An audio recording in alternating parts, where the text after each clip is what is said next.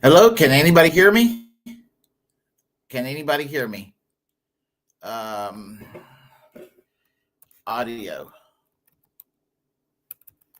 audio.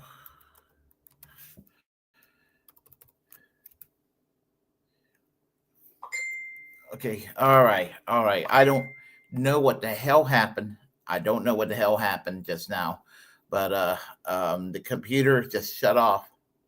Uh, I went on the other computer real quick. So anyway, just wanted to go and talk to y'all. What the hell? I don't understand that malfunction just now. I really don't. But suffice to say, suffice to say, I'm distracted as hell right now with that malfunction. But anyway, I wanted to apologize for the long delay. I've been on hiatus for a little while. Some pop-ups on my phone here. Yeah, I've been delayed. You've been on hiatus for a little while. I've just a lot of shit just came up. And I don't want to make excuses. It's just an explanation. I had car trouble. I had, let's see, sounds good. Okay, good. Thank you, Warren. And how you doing, Lurley? I'm hoping everybody's okay today. I had car trouble. I had trouble with the insurance company. Their situation. I had to go and make sure everything's filed correctly. I'm swamped by work. Also, just life happens, and of course, I have a family emergency. Mm, they're going to be okay, but my parents, they just had some shit happen to them, and so that's what's going on.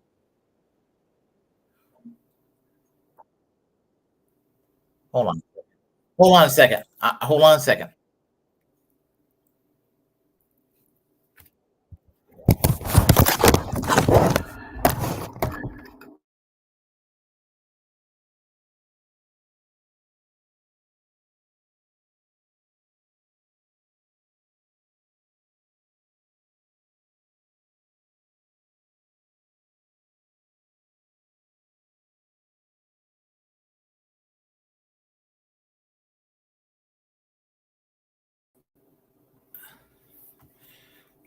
Okay, that's weird.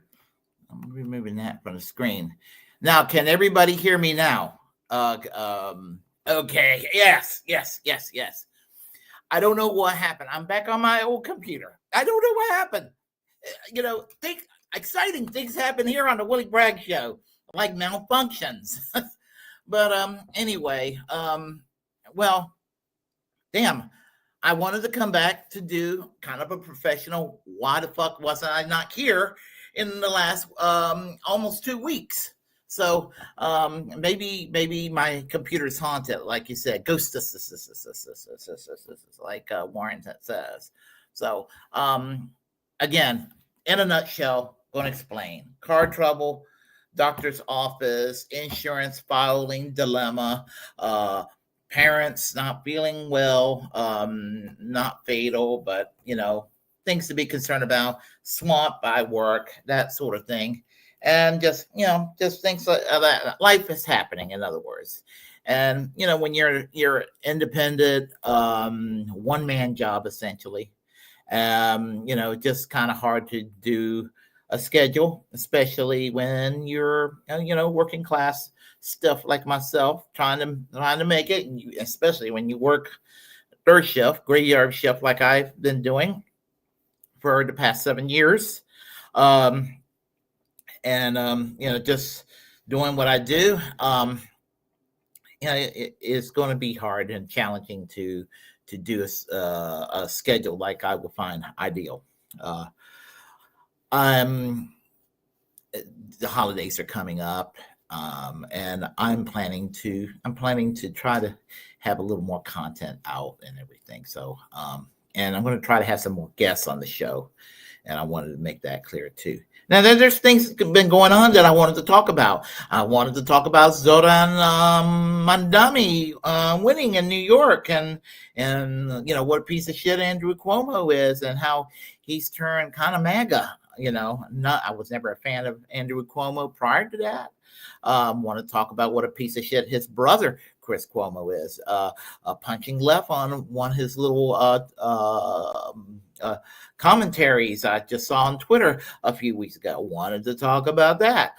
I wanted to talk about how John Fetterman pissed me off, always punching left, that sort of thing. Along with Donald Trump trying to start World War III now with Venezuela, because there are Russian military weapons down in Venezuela, and the smart thing to do with Venezuela is to make friends with Venezuela, to have access to their oil, which would be mutually beneficial to Venezuela and mutually beneficial to the United States, which I don't have a problem with. But instead, he wants to go and pick a fight with Nicolas Maduro, who's been democratically elected. I mean, in fact, his election is more official than Trump's election was, not saying, I'm just saying, basically, to try to start World War III, just to appease the neocon base of the Republican Party, and turning into Bush Cheney the second time round on steroids just makes me repulse. And then being looking like that.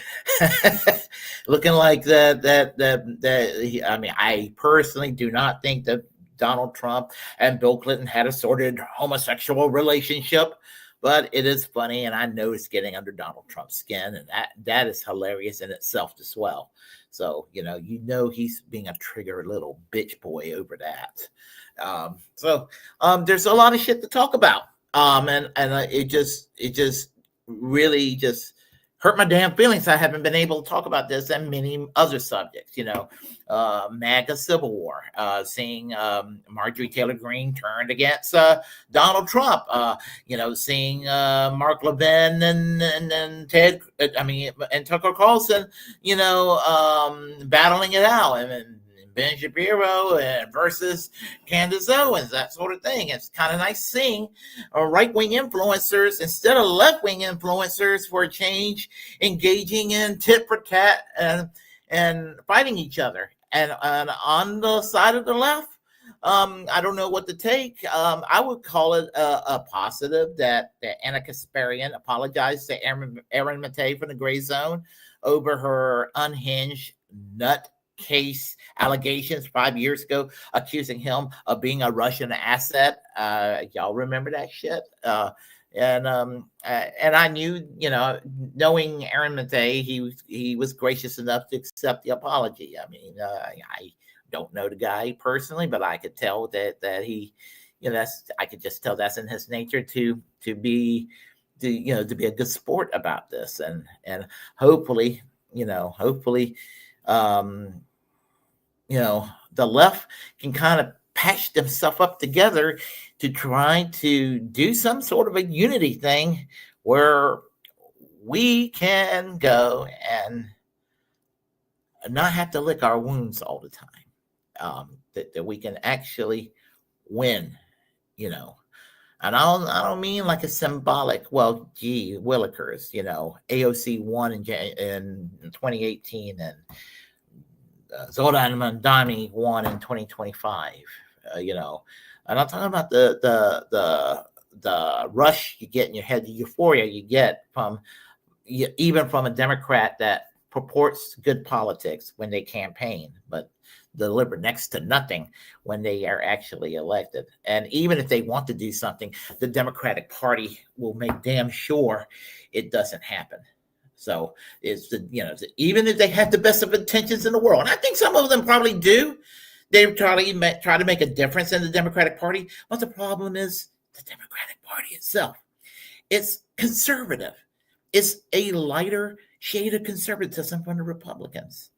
And I cannot, in good conscience, look at that bewildered beast called the Democratic Party and think this is a motor or vehicle for change. Your vehicle for change, and I know it sounds like a pep talk, but your vehicle for change is going to be taking the shit out in the streets. I mean, Martin Luther King and the civil rights movement didn't initially have to rely on the two-party system. They relied on grassroots supports. What became the New Deal liberalism of FDR didn't start it by everybody getting behind the Democratic Party.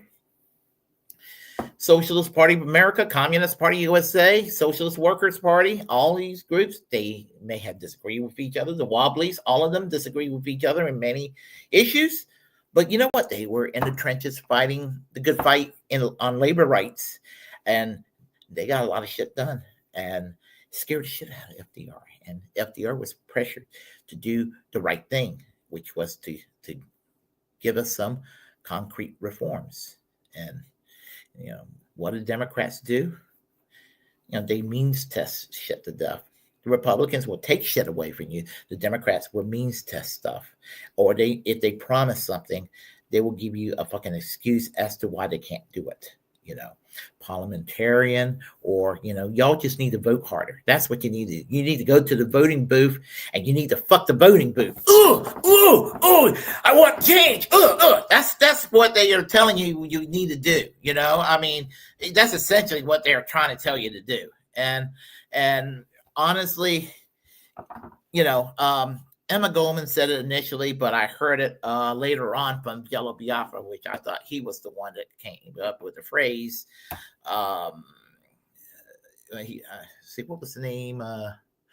Think of the name of the spoken word CD. Don't quote me if it might be the wrong title. I used to listen to it all the time. It was called Die for Oil. I think that was the name of it. Anyway, I know that was the name of the commentary. But he said if voting could change anything, which was initially Emma Goldman's phrase, they would outlaw it, they would criminalize it, they would make it illegal. So, the parliamentarian excuses. Yeah, you're right, Warren. The parliamentarian excuse had to be the weakest excuse ever by the Democrats. Yeah, because you look at Donald Trump. Yeah. Think that Donald Trump, or you think that the Republicans in Congress will use a roadblock like a parliamentarian to stop whatever they want? They're horny for whatever cruel shit they can get away with, and they will use whatever it means. I mean, if there is a meaningful difference between the two parties, it would be this. The Republicans do want some of that mean shit that they want, and maybe the Democrats don't. I will give them the benefit of the doubt. Maybe that is the biggest difference between the two parties, that the Republican parties are actually as mean as the rhetoric that they purport. When I say Republicans, mean-spirited, I'm referring mostly to elected Republicans. Yeah, there's a lot of activists, assholes too. But then there's a lot of people like your neighbors, acquaintances that vote Republican by tradition. And honestly, there are people who vote Republican for all kinds of reasons, not necessarily, they may like certain policies that they're partial to that we may disagree with, but, there's a lot of nuance out there. So, I'm not saying scapegoat somebody because they vote Republican, but I would say that tell them how nicely, if they're the people you can talk to, how misguided they are to vote for such a party. But and same with Democrats, the vote blue no matter who, blue MAGA crowd.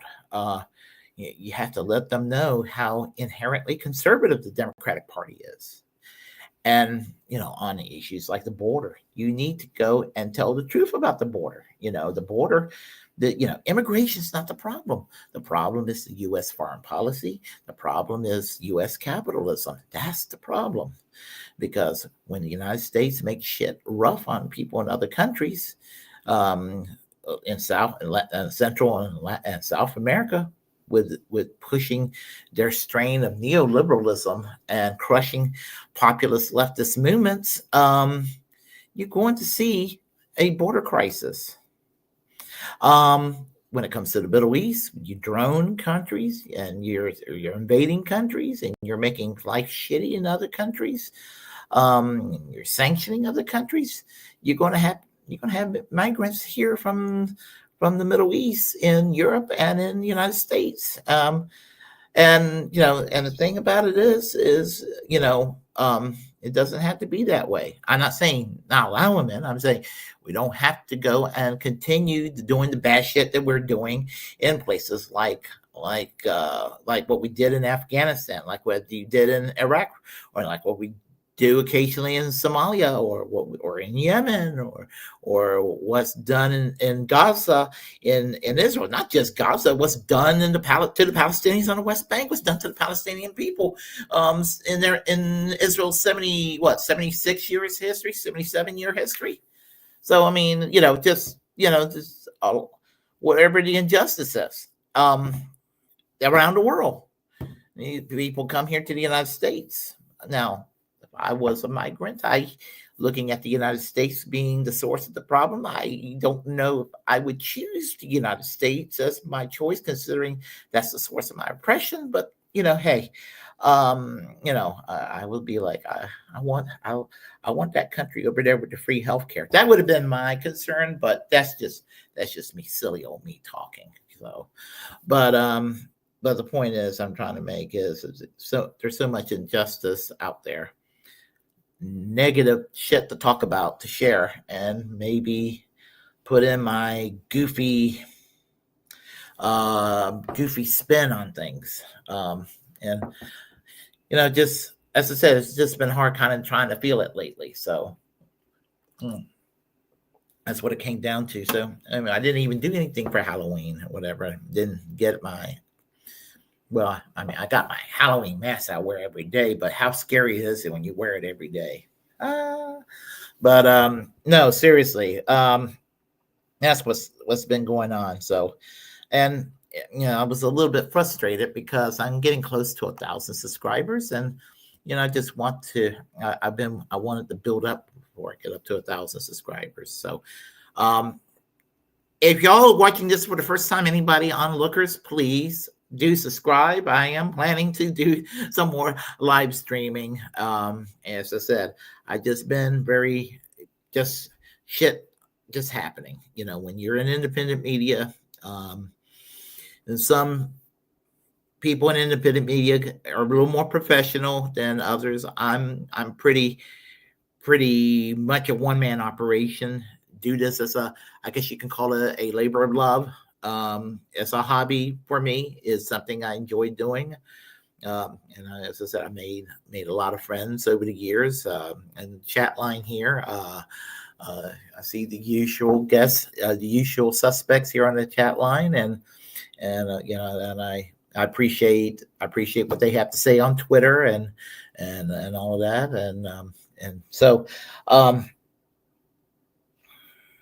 that's what I wanted to do. I just wanted to come up here and feel like I owed everybody an explanation and all. So, so what else is going on? And I see Chuck UFO, Chuck's Intergalactic UFO Show is here. I see, and so is CBC Voter. How are you both doing today? And what else can I say right now? Yeah, I forgot. You know what? I was so frustrated with the computer shutting down that I had something to share with everyone. I had something that I was going to share with everybody that for levity's sake that wasn't able to show because the computer shut down on me. But I think I'll go ahead and show it because I had it set up, and so I don't think there's any copyright situation because I filmed this myself. I don't think there is any copyright situation. So what I'm going to do, this is from October 25th, and this is what I saw from. This is a poem, I guess you can call it that, from the Jim E. Brown concert I went to. So I'll go ahead and share that with y'all. Just in case y'all didn't know, I'm a fan of Jim E. Brown. So, okay. Here we go. In a second. After me. I'm an obese alcoholic. I'm an obese alcoholic. I don't know what else to call it. I don't know what else to call it. I've got jaundice, yellow skin, gastrointestinal bleeding, abdominal swelling, and confusion, many confusions. Yeah, right. All right, give yourself a round of applause. That was banging. This is a lovely city, whatever this is. The American city of Raleigh. I would like to do a poem for you, if I might like to do a poem. The name of this poem is I Can Smell the Mice Having Sex Behind the Walls. Right, here's the poem. I can smell the mice having sex behind the walls. I can smell the mice having sex behind the walls. I can hear them squealing while they fuck. The mice are always making love. And I can smell the mice having sex behind the walls. I can smell the mice having sex behind the walls. I can hear the mummy mouse juices as she gives birth. I can hear the mummy mouse juices as she gives birth. I can hear the daddy mouse crying because he's happy. I can hear the daddy mouse crying because he's happy. And I can smell the mice having sex behind the wall. I can smell the mice having sex behind the walls. Thank you, my name is Jimmy Brown. Oh yeah, more alcoholic beverages, please. I only have this warm Pabst Blue Ribbon, which is quite nice. But... Yeah, I wanted to share that with y'all because he heard the mice having sex behind the walls, and I felt like y'all should have been exposed to that. So anyway, yeah. So in a nutshell, I am planning to be back. Hopefully, I was thinking tomorrow maybe, and the verdict is still out on that one, but hopefully on Wednesday. So that's basically when yes. Oh, when I lived in New York City. We called that Tuesday. What? Mice having sex behind the walls? Is that what was called Tuesday? Okay, that's interesting. So, yeah. So anyway, so I hope to be back doing what I'm doing. Yes, the mice. Okay. So I'm hoping to be back doing what I'm doing very soon. And hopefully there will be 1,000 subscribers very soon. And when we have 1,000 subscribers, we're going to have a little party. How does that sound to y'all? A little online Willy Bragg live stream party. The first free moment I get after I get 1,000 subscribers. I think that should be something worth celebrating. And if by any happenstance I could go and get another 1,000, like in the next year, if something crazy like that happens, for every 1,000, I would be willing to go and do a celebration or something of that nature. So, just kind of like an incentive there. So anyway, I'm Willy Bragg, and I'm going to let you all go at this point. And I wanted to thank y'all for being patient with me ranting and apologizing for the malfunction earlier.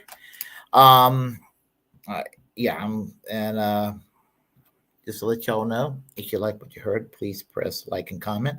Comment any way you disagree with what I have to say. We'll have a conversation. Feel free to share the content on this channel.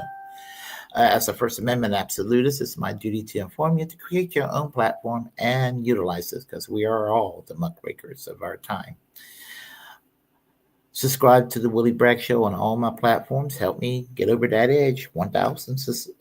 Help me get over to 1,000 subscribers. And while y'all are at it, please, by all means, do the same for Extra Bulla. He deserves that more than I do. Yeah, honestly, he does great work on it with his on his platform. So, anyway, reject corporate media. Always support independent media. And always have an open mind about whatever you get when it comes to whatever information you get, no matter where it comes from, corporate media or independent media, right, left, or center. And remember to free and pardon Ed Snowden, free Palestine, free healthcare for all. And let's fight to keep our freedom of speech free. Until next time, everyone. Fuck Congressman Randy Fine. Y'all take care. And thank you. Y'all take care. And we will be back doing what we love doing. Engaging in banter, bitching away about politics, and just doing what we do. Y'all take care. I have to go to work soon. Bye-bye.